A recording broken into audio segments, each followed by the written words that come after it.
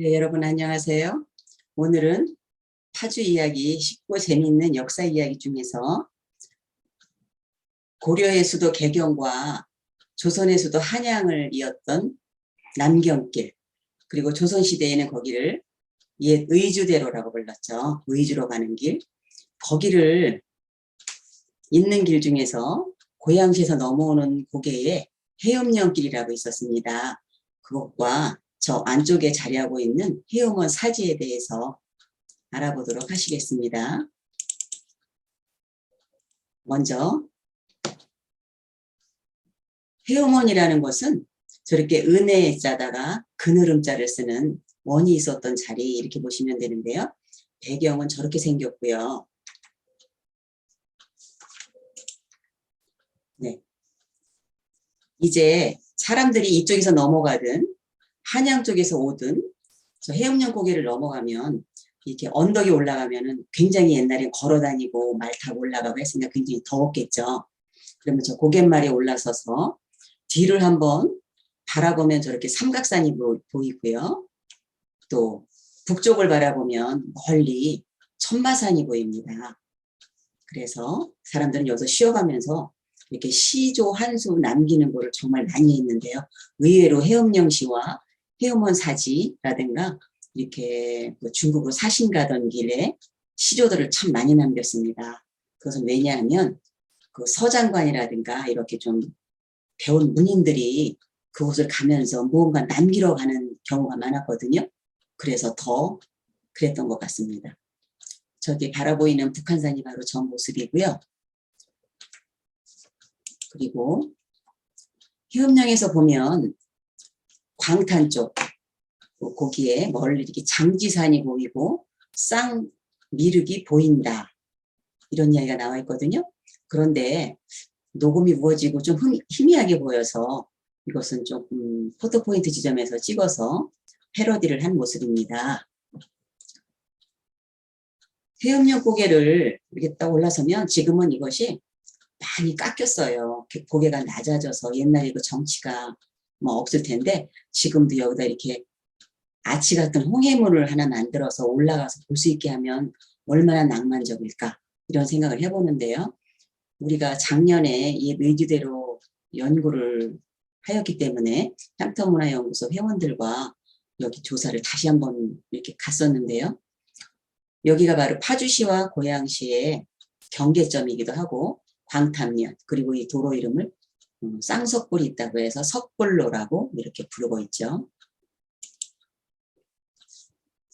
자, 먼저 여기 해엄령을 넘어가면서 정말 시도를 많이 썼는데 특히 이제 먼저 소세양이라는 분 한번 시조를 보도록 하겠습니다. 이분은 평양 기생 황진이가 그렇게 이쁘다는 소리를 듣고 호언장담을 하고 찾아갑니다. 친구들에게 내가 가서 황진이와 사랑을 좀 나누다 올 터인데 한 달 안에 올 것이다. 한 달을 더 있으면 나를 이렇게 여자에게 빠져서 그러는 그런 사람이라고 놀려도 좋다, 이렇게 호언장담을 하고 가거든요.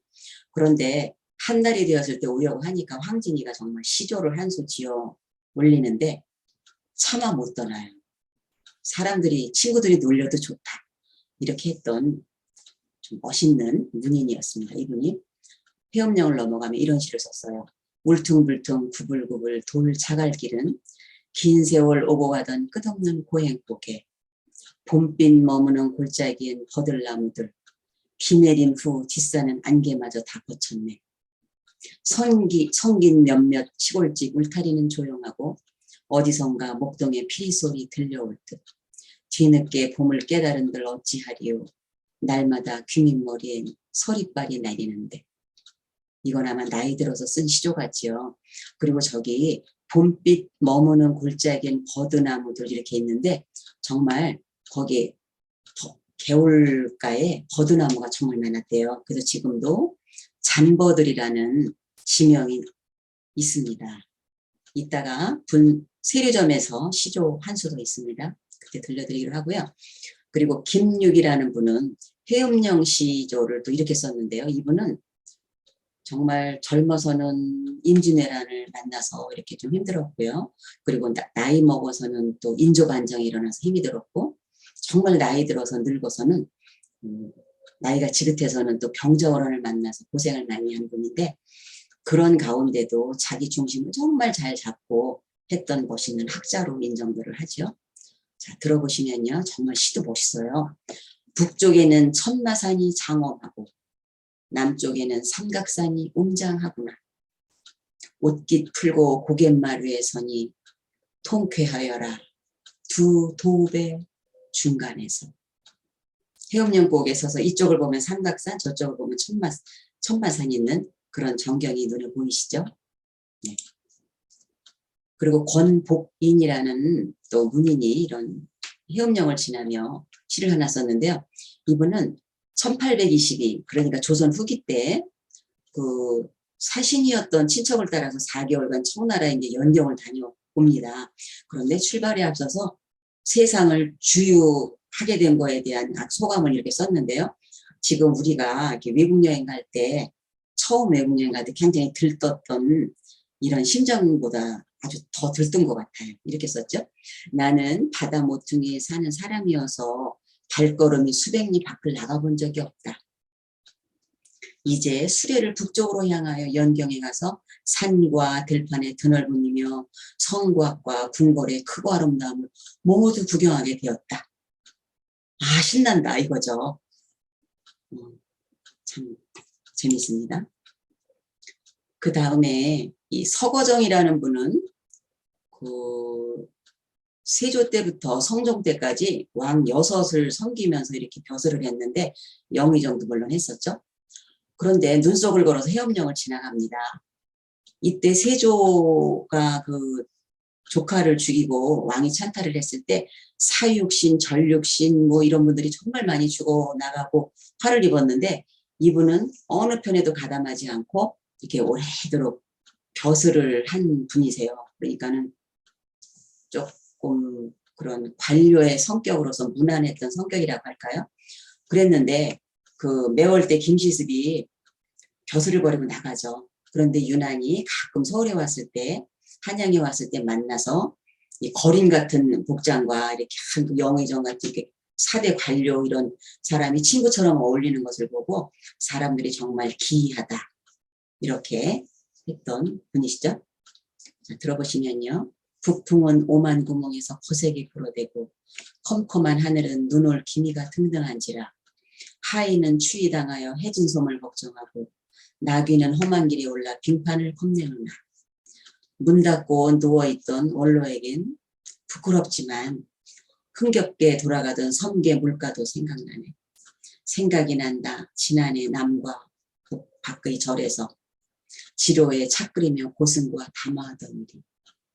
그러니까 이분은 아주 서정적인 분이에요. 이렇게 막 추워서 이렇게 하는데도 그 차 끓여 마시던 이런 거를 생각을 하고 있죠.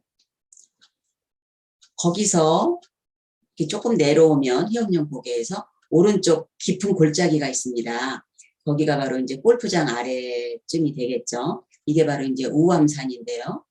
이 아래가 바로 해엄원 사지입니다. 전경은 이렇게 생겼고요. 지금 가보시면 알맞게 발굴을 해놓아서 아주 걷기에 그지없이 좋으실 거예요. 그런데 이 해엄원 사지는 사적, 국가사적 464호로 지정이 되었는데요.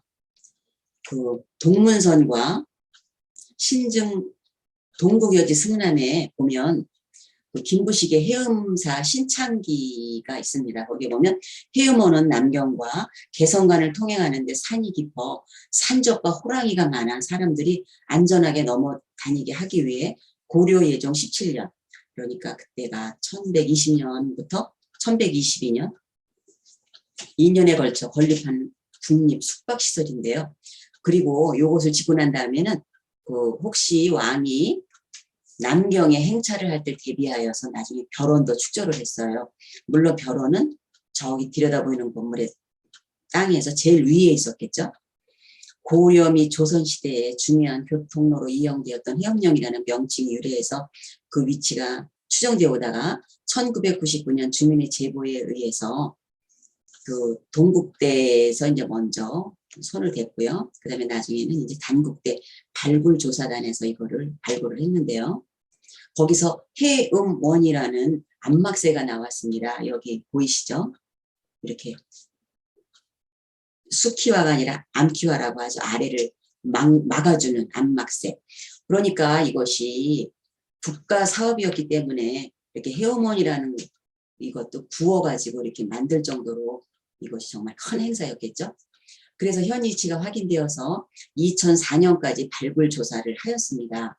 전체 구역은 해음원지, 그다음에 왕이 머무르는 공간 행궁지, 그다음에 절터, 사지로 구성되어 있는데 동서로 이렇게 보이는 게 넓은 게 아니라 오히려 더 안쪽으로 길이가 더 106m로 더 길죠. 그러니까 거의 정사각형. 그러니까 골짜기 안이 다라고 보시면 되겠습니다. 9개의 단으로 이루어졌는데요. 거기에는 27개의 건물이 있었고 연못, 배수로 등 이런 것들이 있었고요. 그 다음에 여기서 유구와 금동열애상, 기와, 도자기, 토기류 등 유물이 나왔죠. 특히 여기는 정말 배수로가 잘 되어 있는데요.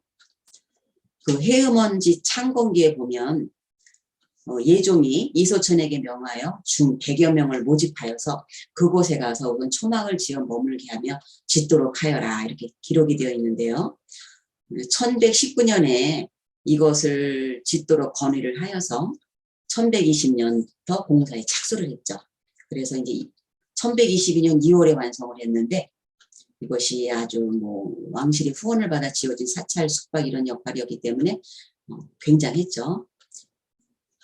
이소천은 묘양산 승려 해관을 찾아가 문도인 응제를 책임자로 하고 민청을 부책임자로 하여서 지었다고 합니다. 고려시대 이후에 원의 기능은 크게 성행을 하여서 사찰에서 직접 운영을 하곤 하였는데요.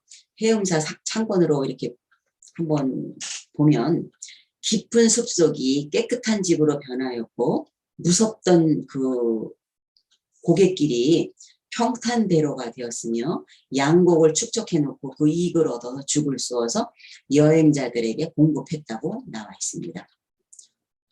자, 예종은요. 세력이 커지는 여진의 남하를 막고 거란에게 이뤘던 압록강변을 되찾는 작업에 총력을 기울인 왕입니다. 그런데 이 예종이 이것을 다 완성한 것이 2월인데 4월에 승하를 합니다. 그래서 정말 이거를 다 완성하고 그에 돌아가셨구나 이걸 볼 수 있고요. 저기서 나온 안막새가 바로 저렇게 해음원이라고 되어 있죠. 그리고 이것이 오른쪽으로 보이는 것이 동쪽으로 이렇게 수로를 활용한 건데요. 여기 구멍이 있는 걸 보면 여기를 막으면 이 위에 물이 고여서 그 물을 활용하였을 것으로 추정해 볼 수 있고요. 이것은 그 단마다 9개의 단으로 되어 있었다고 했죠. 거기마다 이렇게 밑으로 수로가 잘 되어 있어서 정말 엄청 이게 잘 지어진 국립 숙박시설이었구나. 이거를 알 수 있고요. 거기 해음원지에 가보시면 연역이 있는데 이렇게 해서 이제 1120년에 착공을 했고 22년에 완공을 했고 뭐 이런 것들이 쭉 나와 있습니다. 그리고 1144년에는 보수공사도 했다고 나오죠. 그런데 이것이 이렇게 흙더미에 덮여 있다가 1999년 주민의 제보로 이렇게 시작이 되었다고 그랬죠. 그러다가 이렇게 이제 2004년 4차 발굴로 이게 다 되었죠. 이것이 동쪽으로 있는 배수로인데요. 배수공사가 얼마나 잘 되어 있는지 이거는 한번 가서 보시기 바랍니다. 아주 과학적으로 설계가 되어 있어요. 이렇게 보실 수 있고요. 거기서 나온 유물 중에 이렇게 기와가 정말 많이 쌓여 있습니다. 그러니까 건물이 얼마나 컸던가 알 수 있고요. 저것이 한 2000년 초기에 갔었을 때 이렇게 있는데 요즘 가 보았더니 15년이 넘었죠. 이렇게 쌓여 있는데 앞에 이렇게 또 돌기와를 더 만들어 놓았고요. 그리고 거기에는 용도를 알 수 없는 특이한 돌로 된 물건이 하나 있습니다. 이것이 뭐 이렇게 음식을 가는 화기였을지 아니면 어떤 사람은 또 변기통이었을 것이라고도 말합니다. 그런데 그때는 이렇게 위로 드러나 있어서 조금 누가 집어가면 어쩌지? 이런 걱정이 좀 되기도 했었는데요. 요즘 가보았더니 이렇게 땅속으로 많이 들어가 있더라고요. 그래서 좀 안정감을 느낄 수 있었고요. 왼쪽에 보면 그때 갔을 때는 굉장히 깊고 맑은 우물이 그때까지도 물이 나오더라고요. 근데 요즘은 풀이 많아서 제가 가서 찾을 수가 좀 없었어요. 그리고 이렇게 이제 금동으로 입힌 열애상 이런 곳이 나왔다는 거죠. 자, 헤어먼지 가는 길이라고 정포라는 분이 시조를 하나 썼는데요. 보시면 정포는 그 고려말 충수광대 과거에 급제해서 이렇게 원나라의 표를 올리러 가다가 원나라에서 귀국중이던 충수광을 배알하게도 총애를 받게 되었는데요. 이렇게 원나라에도 좀 가려고 애를 썼었고 이랬던 사람입니다. 그랬는데 정포가 이렇게 썼어요. 말모라 유유히 작은 시냇물 건너니. 지금 해운문 가는 길이 거기는 이렇게 물이 많이 내려온다기보다 이렇게 아주 잔잔하게 좀 지금도 그렇게 내려와요. 그래서 말모라 유유히 작은 시냇물 건너니 지는 해 옛빛돌에 풀빛만 푸르구나. 이거를 봤을 때 고려 말에는 여기가 이미 없어진 거 볼 수 있죠. 그냥 풀빛만 푸르고 아마 지금과 같은 모습이었을 것 같아요. 산마을 4월에는 오가는 길손도 없어 꾀꼬리만 저 혼자서 사무치게 오는구나. 네, 볼 수 있고요. 그리고 이규보라는 시인은 해음원에서 임희수를 만난 감상을 이렇게 적었습니다. 고향의 산병은 황폐하도록 버려두고 필마타고 어디로 가나 해는 지려는데 무성한 버들잎 살랑살랑 바람결에 흔들리고 여기도 버들잎이 나오죠. 날리던 송화가로 비에 젖어 누렇구나. 아욱은 압각촌에서 삼는 것이 좋고 술은 어여냐에서 빚는 것이 향기롭다네. 어머니 모시고 서울로 돌아가니 이번 여행 세월을 허비한만은 아니라네. 이렇게 썼습니다. 그러면 이것을 짓게 된 예종의 왕의 배경에 대해서 한번 알아보도록 하겠습니다. 예종은 그 고생을 하고 왕이 되었던 8대 현종의 삼남인 문종의 아들인데요. 문종은 인예 왕후를 만나서 그 사이에서 12명의 자식을 낳았는데 그중에 아들 셋과 손자 하나가 왕이 되었어요. 그래서 아버지 숙종이 근데 이제 그 15대 숙종의 아들이 바로 예종인데요. 아버지 숙종이 이랬다는 거예요. 후일 왕실을 부흥시킬 사람을 아마도 내가 될 것 같구나 라고 말할 정도로 일을 아꼈다고 합니다. 이렇게 그 아들에게 이렇게 인정해주고 힘을 실어주니 조카가 이렇게 어려서 정치를 잘 못하고 이럴 때 그 나라를 한번 자기가 다스리고 싶었겠죠. 그리고 고려는 형제간에 이렇게 왕위를 물려주는 예가 좀 많았죠. 그 조카 헌종은 선종의 아들 소갈증 즉 당뇨병이 있었지만 이렇게 막 그 기가 강하고 이런 삼촌 숙종에게 항상 두렵고 시달림을 받았을 것 같아요. 그래서 일찍 죽었는데요. 어린 조카를 밀어내고 즉위한 숙종은 좀 세조 같으죠? 조선에 10년 통치를 하고 자기 아들 예종에게 이제 왕위를 물려줍니다. 그리고 그 현종이 살아났다는 진관사에 또 이렇게 와서 왕의 행차에서 참배를 하고 시주를 하고 갔다고 합니다. 예종하면 영토확장과 영토확장을 하기 위해서 노력을 했고 여진의 성장을 해서 좀 초창기 때는 힘이 들었던 왕이에요. 그래서 예종은 27세의 왕위에 올라 조정을 대표 개폰합니다. 왜냐하면 그 아버지 숙종 때부터 이 여진이 급속히 성장을 해서 이것을 견제해야 했기 때문이죠. 그래서 그러면서 거란에게 내주었던 압록강의 두 성을 찾아오고 동쪽으로는 두만강까지 진출하려는 계획을 세웁니다. 그래서 17만 대군 윤관과 오연총 부원수 등을 하여금 동북 구성을 이렇게 가서 쌓고 이렇게 하기로 했는데 숙종이 일찍 돌아가시죠. 그러니까 이것을 아들 영예종이 맡을 수밖에 없었죠. 그리고 이때에는 그 고구려 때 쌓았던 천리장성을 여진이 이제 침입을 할까봐 세자를 높이 다시 쌉니다. 그러면서 노력을 했고요. 예종하면 유하게 밝고 학문이 깊었으며 시를 잘 짓고 낭만적인 성품이었다고 합니다. 그래서 예종이 통치를 했던 17년 통치 기간은 전쟁을 하다가 이렇게 외교를 잘해서 전쟁을 중단했고 문화를 숭상했으며 송나라를 이렇게 또 이렇게 교류가 많았죠. 송나라와 예약으로 아름다운 풍속을 조성했던 임금이다. 후세에 진짜 모범이 될 만한 왕이었다. 이렇게 평가를 하죠. 그리고 거기서 해음은 사지에서 내려오면 주막거리가 있었는데요. 지금 거기를 세류점이라고 해서 지금도 지명이 세류, 말 그대로 버드나무가 이렇게 가는 버드나무가 이렇게 축축 늘어진 곳이라고 보면 되는데 그 해음령과 해음원 사지에서 이렇게 내려오는 물이 여기 내려가면서 점점 많아져요.